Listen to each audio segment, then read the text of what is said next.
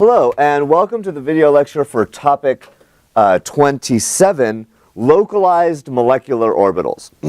Now, before I get into the content for topic 27, what I need to say is the information that's going to be presented in this video lecture and the information for topic 27 all builds upon the information from topic 7. So that's 20 topics ago, way back at the beginning of the semester, where we talked about atomic orbitals, hybrid orbitals, and molecular bonds.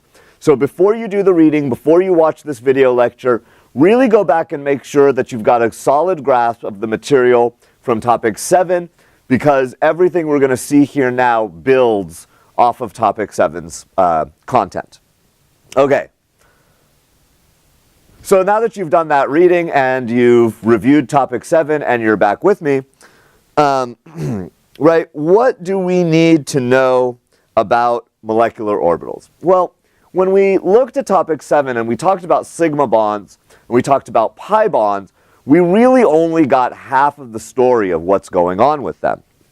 And so, right, hopefully you've done your reading and you've done your POGO worksheet for topic 27 already, so that I can build off of that for you. And the reason I ask you to do that is because the book and the POGO worksheet really do a great job of presenting and explaining the underlying fundamental concepts of a molecular orbital, right? We're moving beyond molecular bonds, and we're starting to think about a concept called molecular orbitals.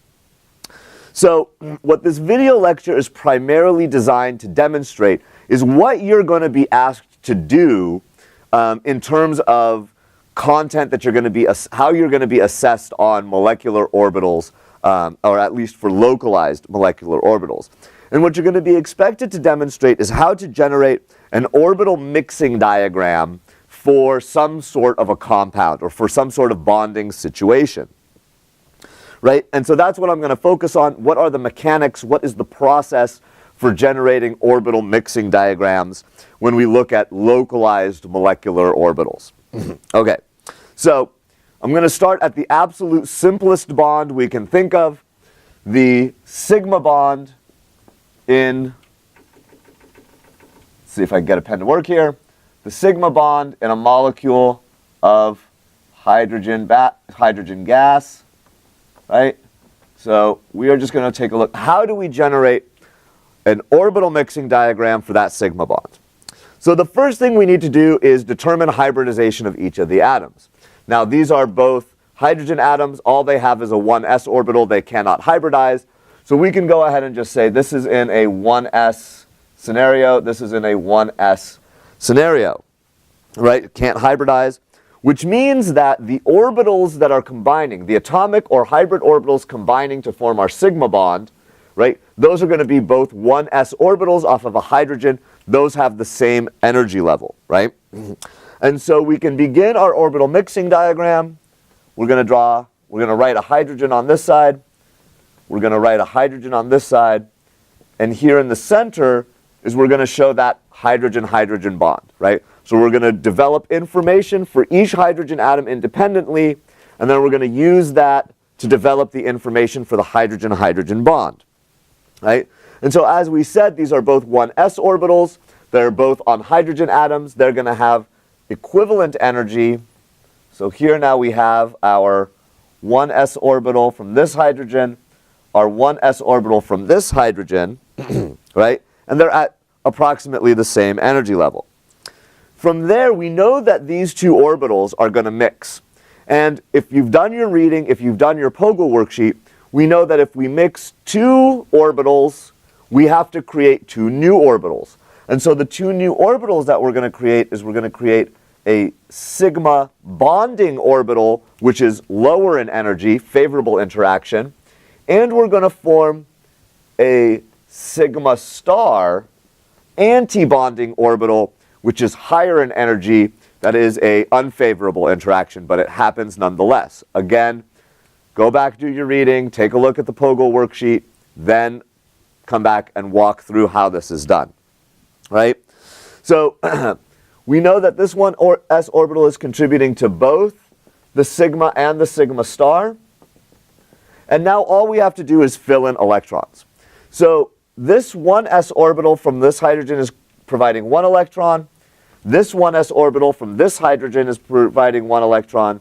Both of these are going to come together, and we fill our molecular orbitals just like we fill atomic or hybrid orbitals from lowest energy to highest energy, each orbital taking 2 electrons. So here we see for hydrogen, we can put 2 electrons in that sigma bonding orbital. Our sigma star antibonding orbital sits empty. And believe it or not, that's the entirety of making the orbital mixing diagram for hydrogen. Okay, let's take a look at something a little bit more complex. Instead of now doing hydrogen, right, a hydrogen-hydrogen sigma bond, let's take a look at a carbon-hydrogen sigma bond and how we would make a mixing diagram for that. So I'm going to clear off the board, make some space, and we're going to come right back. Okay, so let's now create an orbital mixing diagram for a carbon-hydrogen single bond, sigma bond, right, in methane. Right, we're going to keep it nice and simple and see what we're doing there. So first, let's look at our hybridization. Our carbon is sp3 hybridized. That's the orbital contributing to there. Our hydrogen can't hybridize. It's 1s. And so that's the orbital contributing on that side. Now remember that a 1s orbital is going to be lower in energy than an sp3 orbital that comes from a 2s and a 2p orbital, right? 2s and 3 2p orbitals combining together. All of those orbitals are higher in energy than a 1s orbital. So if we begin to create our orbital mixing diagram, there's our hydrogen, here's our carbon. This is the bond that we're interested in describing with our mixing diagram. Our hydrogen 1s orbital is going to be much lower in energy than our carbon sp3 orbital. Okay, and so we need to offset those on our orbital mixing diagram. Right? We know that this is a sigma bond, so we're going to create a sigma orbital and a sigma star orbital. Right? That sigma bonding orbital needs to be lower in energy than our 1s orbital. And the sigma star must be higher in energy than our sp3 orbital. Okay? And so here's our sigma down below and our sigma star up above. From there, all we have to do is fill in electrons. Well, this 1s orbital contributes 1. The sp3 orbital contributes the other. And that's going to leave us with 2 electrons in our sigma bonding orbital. Sigma star antibonding is going to be left empty. Okay, so let's take it a step further. We want to take a look at a carbon-oxygen sigma bond. So we're going to clear off, come back and take a look at that.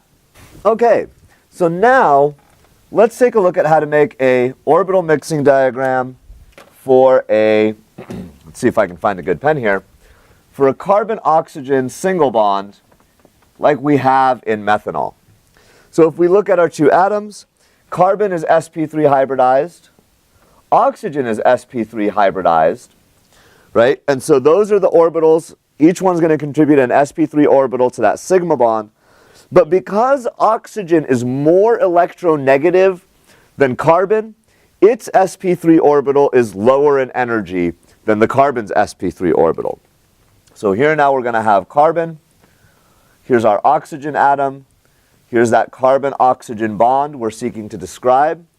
Oxygen's sp3 orbital, because oxygen is more electronegative, is going to be lower in energy than carbon's sp3 orbital, right? This is a sigma bond. We're putting 2 orbitals in. That means we're going to need to get 2 orbitals out. Again, our sigma bonding orbital is going to be lower in energy than our oxygen sp3. So there's our sigma bonding. And then our anti-bonding orbital, sigma star, needs to be higher in energy than our carbon sp3 orbital. Finally, we can add in our electrons, 1 from the carbon, 1 from the oxygen. And our sigma bonding orbital is filled. Our sigma star sits empty. All right, so far we've only been looking at sigma bonds, but we can also do this for double bonds, pi bonding situations, where we show both the sigma and the pi bond that's being formed. So once again, I'm going to clear off a little space. We're going to come back and take a look at how that operates. So this time, let's just take a look at the bonding between the two oxygen atoms of singlet O2. Recall from topic 25 that singlet O2 is where we have an oxygen-oxygen double bond. So we determine our hybridization, and both of these oxygen atoms are sp2 hybridized, right? Which means that our sigma bond is going to come from a pair of sp2 orbitals, and our pi bond is going to come from a pair of p orbitals. Now, because these are the same elements, there's no difference in electronegativity. The sp2s have the same energy, the p's have the same energy, but an sp2 orbital is lower in energy than a p orbital, right? And we recall this back from topic 7. Again, good solid foundation of topic 7 is essential for this in topic 27 to be a lot easier. So we begin as we always do. Here's one oxygen atom. Here's my other oxygen atom. Here's the bond I'm trying to describe in the middle. We remember that an sp2 orbital is lower in energy than a p orbital, and that the sp2 on both oxygens are at the same energy level, and the p orbitals on both oxygens are at the same energy level. Now, the sp2 orbitals combine to form a sigma and a sigma star. Now, the sigma orbital has to be lower in energy than the two sp2s, but the sigma star is going to be really high in energy. It's going to have to be higher in energy than the pi star that we're about to form. And so here we can put in our sigma and our sigma star. The two p orbitals have side-to-side overlap. So their constructive overlap isn't as good as the head-to-head constructive overlap of the two sp2s. That means the pi orbital, the pi bonding orbital, is higher in energy than the sigma bonding orbital. Remember, head-to-head overlap of sp2s is a lot stronger of an interaction than side-to-side overlap of two p orbitals. Again, this is back from topic 7.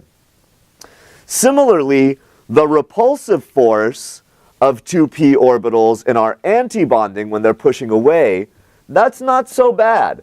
It's not as destabilizing. It's not as bad of a push away as the head-to-head push away, right? And so our pi star ends up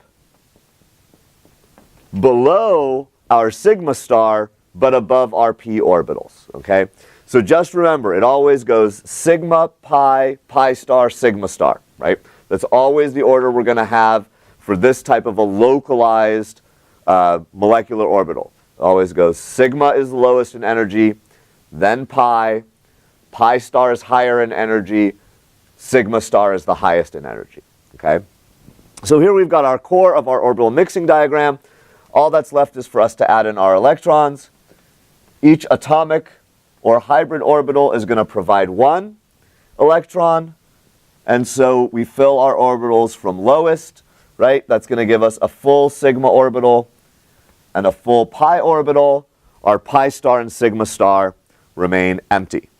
Okay, so that's when we have two elements of the same electronegativity. We're going to take a little pause here, come back, and look at what happens if we have two elements of different electronegativity in a pi bonding situation. Okay, so now we're going to take a look at a slightly different scenario where we look at a pi bond between two elements of different electronegativity. So we're going to look at this carbon-nitrogen pi bond, right? If we look at both of these atoms, these are both sp2 hybridized, which means our sigma bond is going to come from sp2 orbital overlap, and our pi bond is going to come from p orbital overlap. Right? The only other thing that we need to remember is that nitrogen is more electronegative, So its orbitals are lower in energy than carbon's. So again, we're going to start off with our basics. We're looking to describe a carbon-nitrogen bond. There's going to be our carbon atom information here, the bond information in the center, nitrogen information over here. Right? We can put in our sp2 orbital for our carbon atom, our p orbital for our carbon atom. On our nitrogens, our sp2 orbital needs to be lower in energy, and our p orbital needs to be lower in energy than the corresponding orbitals on carbon. We remember our order is going to go sigma, pi, pi star, sigma star. So our two sp2 orbitals are going to overlap to create a sigma orbital that's lower in energy than the nitrogen sp2. Our p orbitals are going to overlap to create a pi orbital that's lower in energy than the nitrogen p orbital. Our p orbitals also have a destructive interaction to create pi star, which is higher in energy than carbon's p orbital. And then finally, our sp2 orbitals will overlap to create our sigma star, right, which has to be higher in energy than everything else. And then we just pop in our electrons. There's 1, there's 2, there's 3, there's 4. We fill from bottom molecular orbital up, and we see that sigma and pi are filled, but pi star and sigma star sit empty. Okay, the last thing we need to look at is looking at a triple bond. So we're going to clear off the board and we're going to wrap up topic 27 by looking at how do we create a mixing diagram for a triple bond. Okay, so let's see how we can make an orbital mixing diagram for the triple bond in nitrogen gas. Now, both of these nitrogen atoms are sp hybridized, which means our sigma orbital comes from overlap of two sp orbitals. One of our pi orbitals comes from two p orbital overlap, and our other pi orbital comes from two other p orbitals overlapping, right? Again, this is information that's straight out of topic 7. Since we're working with the same two elements, right, the same element on both of these atoms, nitrogen and nitrogen, we don't have to worry about energy differences between these orbitals comparing sp to sp. Those are going to have the same energy. P's will have the same energy. P's will have the same energy. Right? And so now we need to see how the heck can I get two p orbitals to make two pi bonds without my mixing diagram turning into a big mess. So we always start off the same way. Here I'm going to describe a nitrogen atom on its own, a nitrogen-nitrogen triple bond, and then here's the information for my other nitrogen atom. Remember that an sp orbital is going to be lower in energy than my p orbitals, but my two p orbitals on this nitrogen atom have the same amount of energy. They are at the same energy level. And this is true for our other nitrogen atom as well. There's my sp, and here are my two p orbitals from this nitrogen atom. We know it goes sigma, pi, pi star, sigma star. So let's go ahead and just start in by putting the easy one. There's our sigma. But now we have two p orbitals overlapping with two other p orbitals. I'm going to form two pi bonds, and those two pi orbitals or pi bonds have the same energy level. So what I do is I bring a dotted line down to where I want my pi energy level to be, and I just draw two little spaces, one for each of those pi bonds. I do the same thing for my pi star. Draw a dotted line up, and then two spaces, one for each of my pi star antibonding orbitals. And then finally, we can put in our sigma star up above everything else, the highest energy we can have. And from there, it's just a matter of putting in our electrons, right? We know each of these orbitals on the individual atoms is going to contribute 1 electron. We have 6 electrons to deal with total. We start at our lowest energy level, right? We fill in there. Now, we have to put, because these two pi orbitals are of the same energy, we fill them sequentially, but that's okay because we have 4 electrons left over, and so we can fully fill both of those pi bonds, pi orbitals, right? And we leave our 2 sigma star and our pi star, we leave those unfilled. Okay, so we've seen how to do a couple of different types of sigma bonding scenarios between same types of atoms, atoms of different electronegativities. We've looked at how to do pi bonds and of atoms of equal electronegativity, different electronegativity. And finally, we've looked at how to do triple bonds, atoms of equal electronegativity. Triple bonds of atoms with different electronegativities is covered in the POGIL worksheet. But at this point, it's all the same principles. We just need to add in an extra couple of pi's. Okay, so that's going to wrap it up for topic 27. I hope that this has been a nice, quick, and yet informative video lecture for you. As always, if you have any questions, please feel free to bring them up in conference, lecture, office hours, or make an appointment to see me one-on-one. Thank you very much. Have a good day.